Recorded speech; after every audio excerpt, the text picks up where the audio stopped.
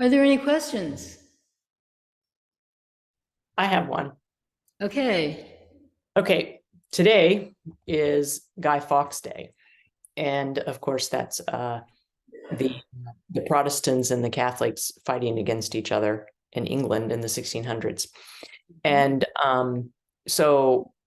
yeah, it was a terrible thing. And apparently in the report that I read, people are a little upset in England, some people, because they're no longer really celebrating it very much, and they want it celebrated. That he was caught and the plot didn't continue and blow up Parliament and all that. And yes, that was a terrible thing to do. But the Catholics were also persecuted, and that was a terrible thing too. And so you have one terrible thing and another terrible thing, and it's just back and forth, terrible thing, and it still goes on today. Yes. With religions. And so it's like, I never really get into the word forgiveness because my experience is with the Christian church with forgiveness. And I don't have a lot of positive experiences with the Christian church. So is there such a thing as forgiveness, which seems to be lacking in a lot of places? But is there an idea of forgiveness in Buddhism? And if so, what is it? And if not, what would take the place of it? We don't have to forgive. We have to love each other. That's different. So everyone's looking backwards. Everyone's looking backwards. So Hamas murders and kidnaps Israelis because they have a story. And Israelis are murdering Palestinians because they have a story. And everybody has a story, and all their stories have some justification. It's really interesting. Russia and Ukraine, right?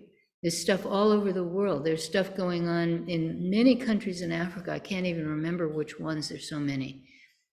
Stuff is still going on in Syria. Stuff is still going on in Myanmar. Stuff is still going on in China. Stuff is still going on everywhere. It's just all over the place, Latin America, Central America, the United States of America. Stuff is going on everywhere because everybody has their story, and they hold on to their stories, and they don't recognize the humanity of the other people. So what people have to do is not worry about forgiveness. What they have to do is look ahead and not backwards. That's what people have to do. And it's really, really, really difficult for people to do that. But if we recognize each other's humanity, when you listen to Israelis and you listen to Palestinians, you get the same story from each. They're trying to kill us. They've oppressed us. They've hurt us. We belong in this land. It's the same story. And if people could just face each other and say, oh, it's the same story. We actually understand each other better than anybody else because we've been suffering the same things.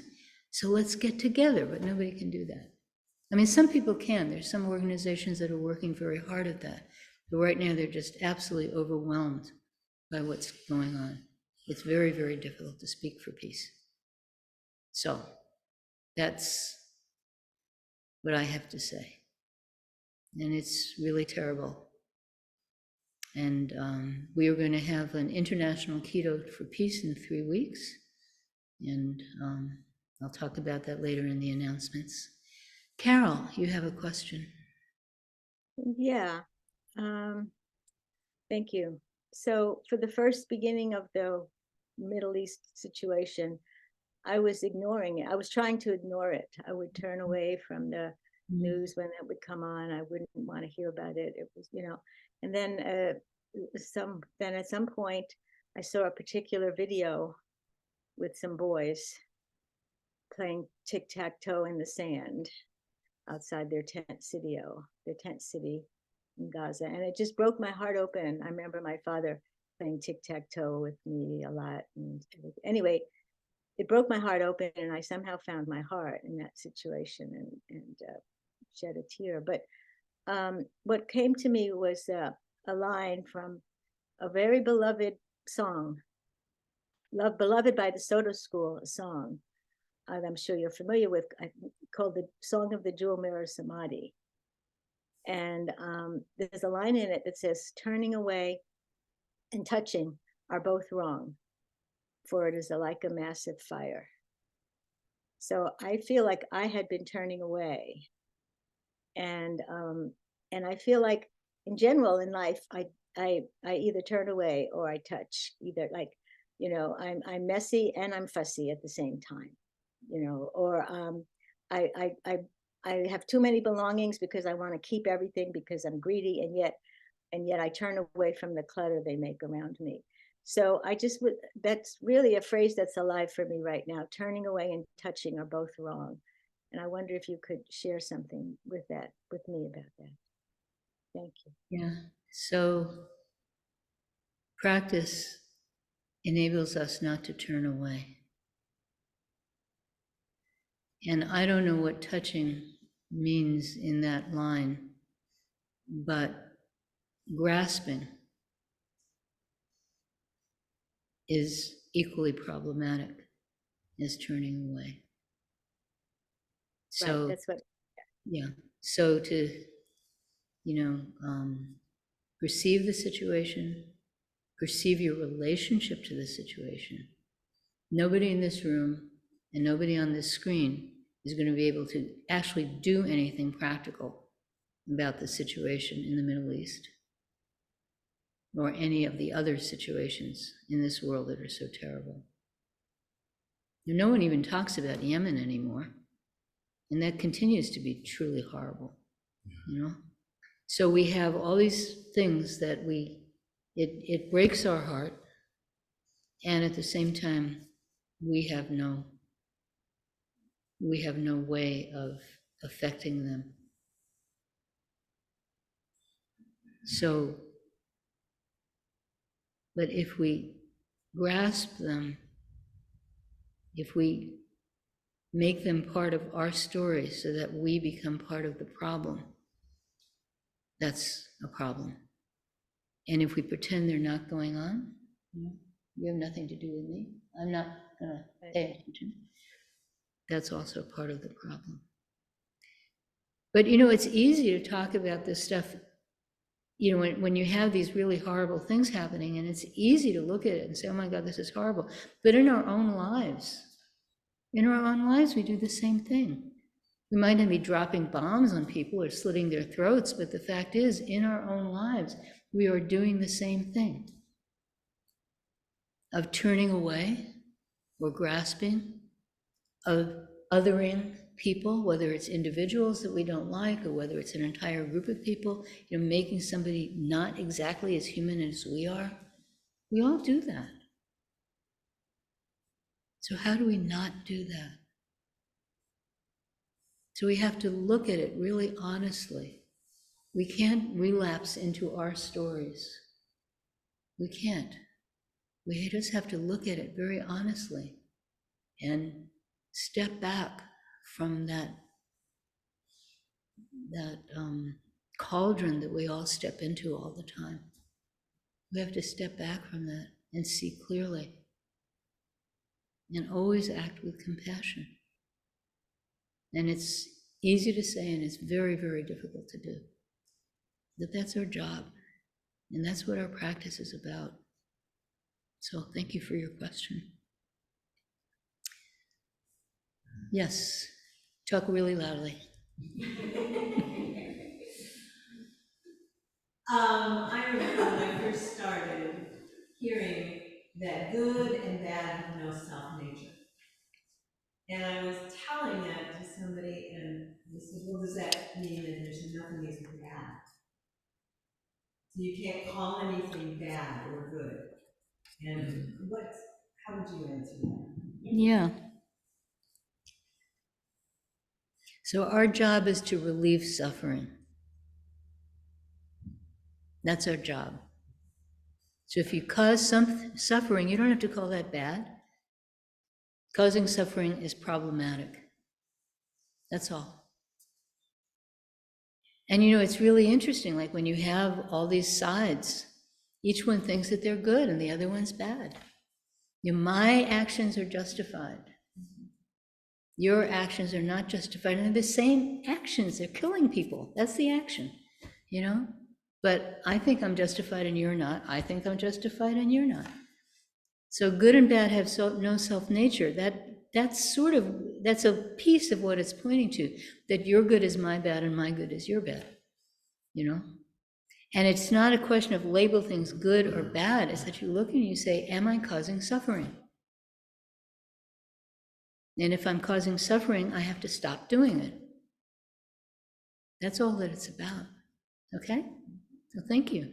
And Jen has her hand up. Hey, can you hear me? Yes. Great. You guys are no problem. The people in the room are the problem. Okay. Okay. I was following along with your chants, and after listing people's names, you did 2 chants 3 times. Mhm. And one of them was Kosambosal, and Mhm. then the words changed, and you said something, huh? Jijang Bosan. Can you spell that?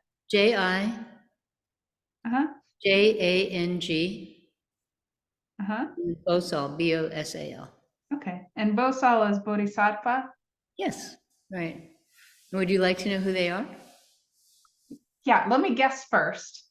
Okay, Is the first one Avalokiteshvara, you got it. and the second one is Jiwo or Jizo in Jizo? Japanese. Yes. So I should say who these people are because not everyone knows. So Kwansen Bosal is a bodhisattva of compassion. And Kwan Se means perceive, world, sound. So Kwansen Bosal perceives the sound of this world. And the sound of this world is suffering. And so her compassion, and Kwansen Bosal is always depicted as female, except sometimes has a little small mustache to remind us that she's not really female. But okay, yours. Some women have mustaches. Yes, that's true. That's true, but not little dapper ones. Anyway, so Kwansen Bosal is depicted as female, and very similar to, you know, the Virgin Mary in some sense. So Kwansen Bosal is compassion.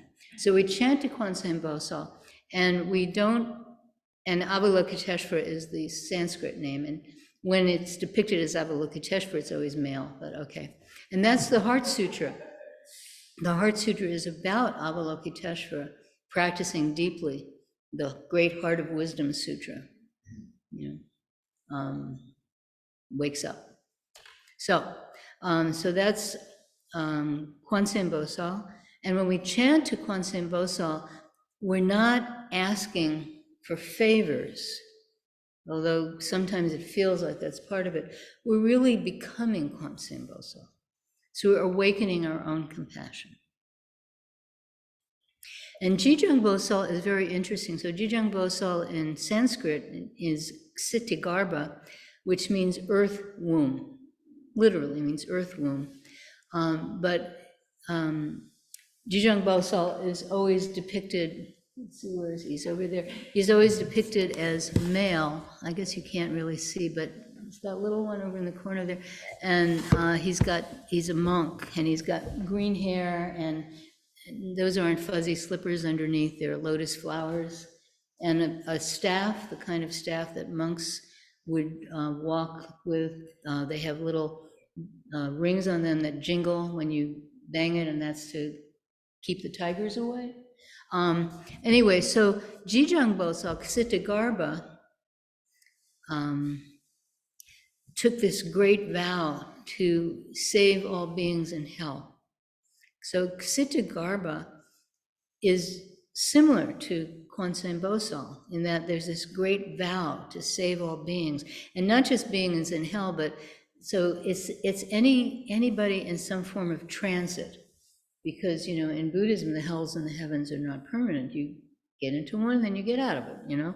So so the beings that Cittagarbha is particularly vowing to help are, according to tradition, people, beings in hell, not just humans, beings in hell, children, because they're in transit, and people who've recently died, not just in hell, people who've recently died, because that's a transition, children,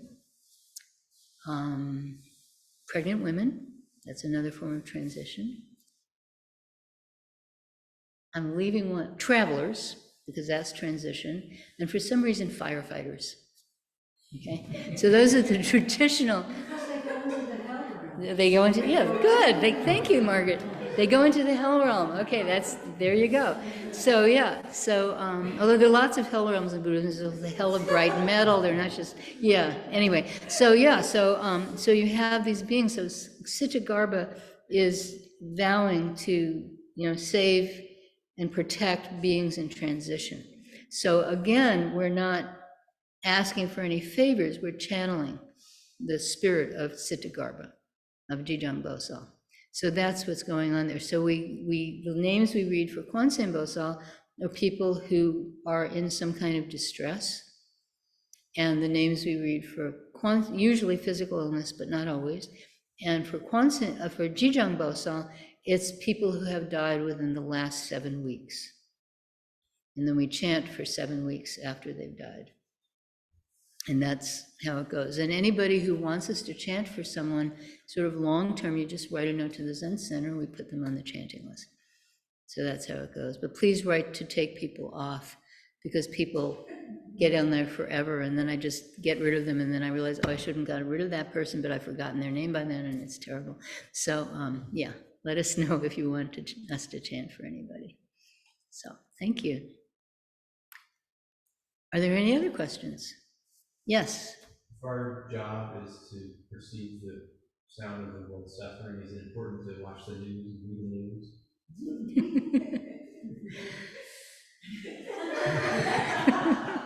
I don't know how to answer that, I mean, first of all, our job is to perceive and alleviate. Just perception isn't enough. Sure. But, you could spend every minute of 24 hours of every day consuming news or fake news or opinions about news or whatever, you could spend forever doing that.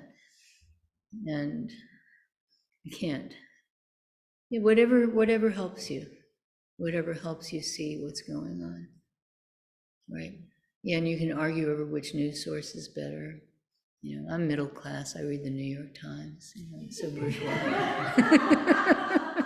I mean, I have friends who say, New York Times, how could you read that?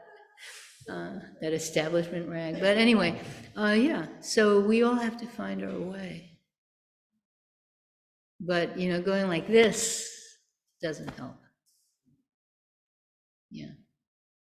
And yeah, there have been times in the last few weeks where I sort of flinch before I open my phone or my laptop to the New York Times app.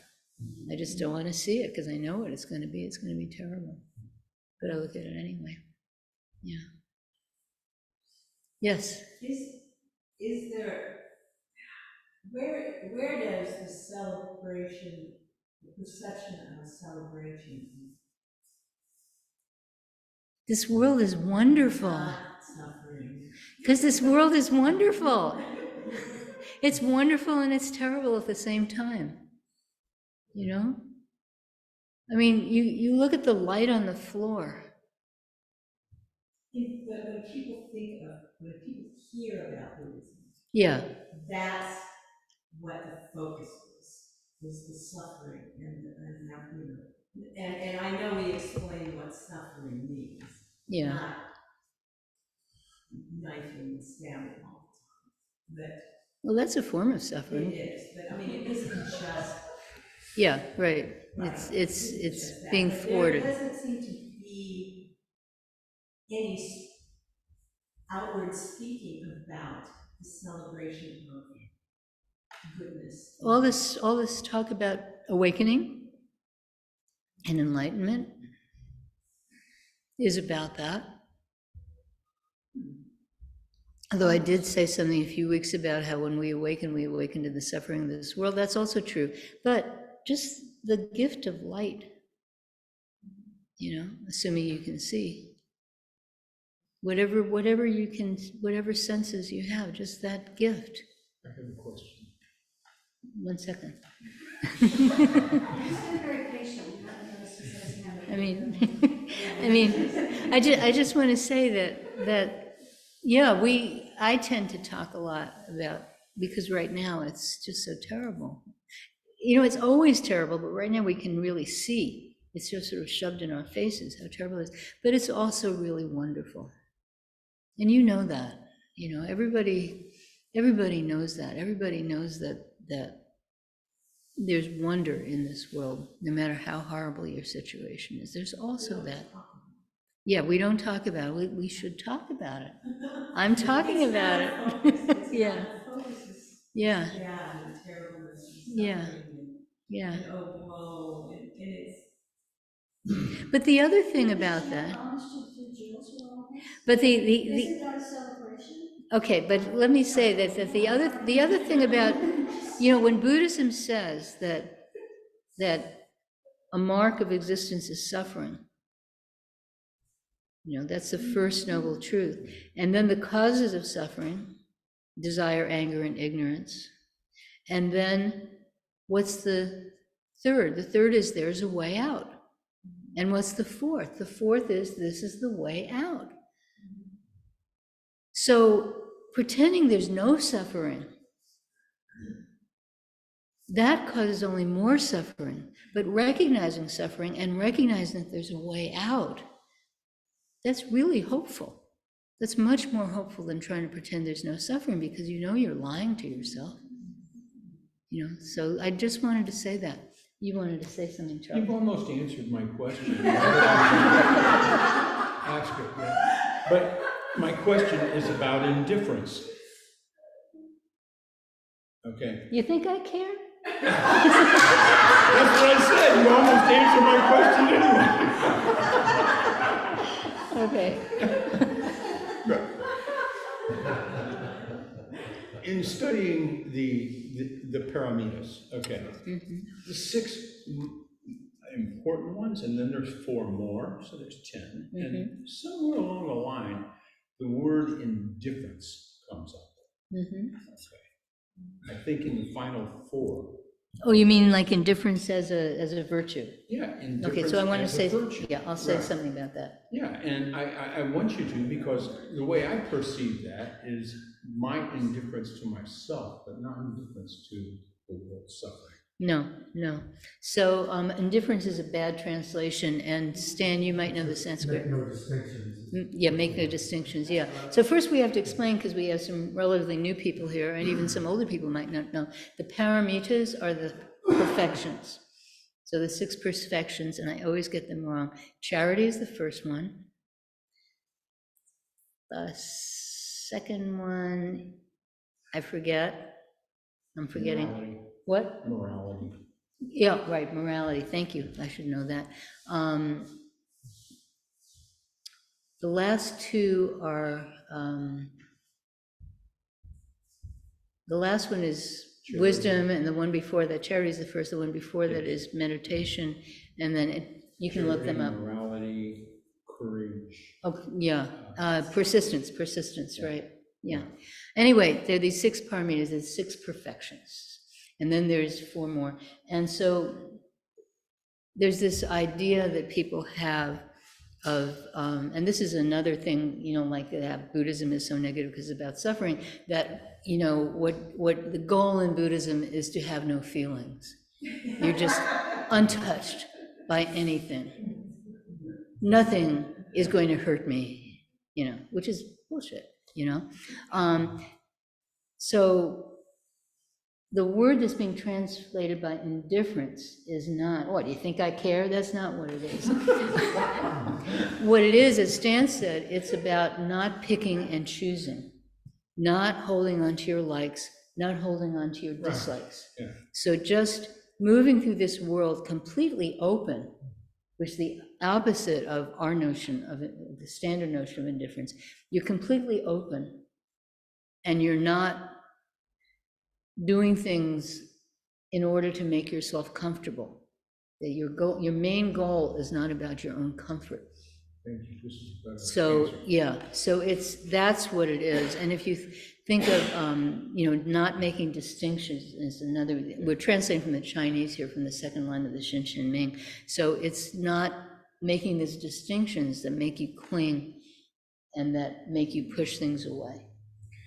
That's what it is. Thank you. So thank you. And thank you for bringing that up, because that's the other calumny against Buddhism, is that it makes people like stones. But it doesn't. It makes you even more open to this world and even more able to love and help. Yes, you had a question? Yeah, so this is a great day. So yesterday was the 45 years anniversary from our teachers. Wedding anniversary. Yeah. And I brought 2 cakes because next Saturday is your birthday. And then Zen Center is Next Sunday. 45 years. Yeah, so that's okay, but that doesn't matter. It's celebration. Oh, celebration.